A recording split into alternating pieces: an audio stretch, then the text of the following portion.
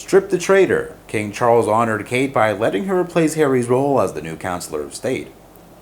As we all know, Prince Harry's eviction from Frogmore Cottage could see him lose his Counsellor of State role, which allows him to deputise for King Charles, as he no longer has an address in the UK. The Duke and Duchess of Sussex vacated their property on the Windsor Estate last week, relocating the rest of their belongings to California.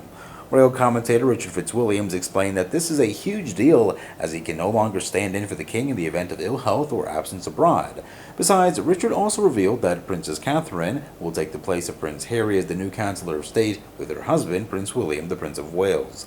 He told The Sun, "Losing their UK home without a replacement is a huge deal.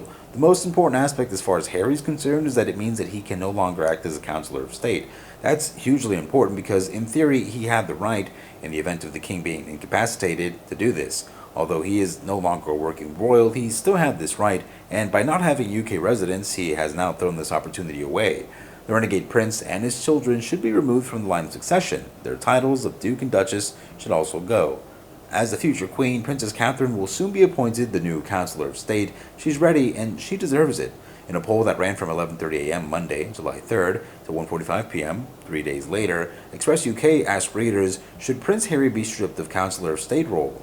Overall, almost 10,000 votes were cast, with 9,260 people, 97%, answering yes, and only 300 people answering no. Dozens of comments were left below the accompanying article as readers discussed Harry's future as a Counsellor of State. Username Kusala commented, "The idea of Counsellor of State is to have someone to stand in for the monarch should the king be ill or out of the country. How can Prince Harry fulfill that role when he's not even in the UK?"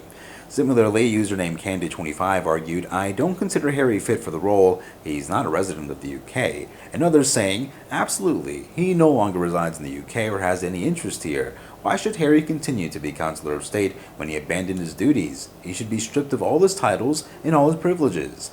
Does anyone know how it's decided which of the available Counsellors of State will stand in for the monarch when needed on any given occasion? I could see someone of a more Republican bent choosing Harry and Andrew to open Parliament, for example, just to make some sort of point. I've also wondered about the definition of domiciled in the UK, which simply having a leased address there should never have satisfied.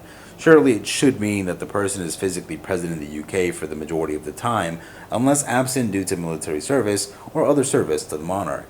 Harry should be stripped of all his titles and privileges. His wife and children should not hold any of these titles ever.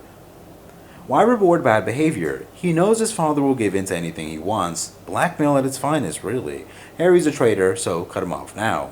Harry is one of 4 Counsellors of State, that is William, Harry, Andrew, and Beatrice, who can deputise for the king in addition to Queen Camilla.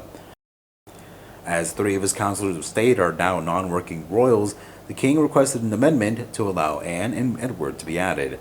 Parliament are also responsible for removing Counsellors of State, meaning Charles will need to request an act of Parliament to be passed to change Harry's role. A minority of readers thought that Harry should maintain the role for the time being, with one person writing, "Give the king and the Parliament the time needed to sort things out correctly."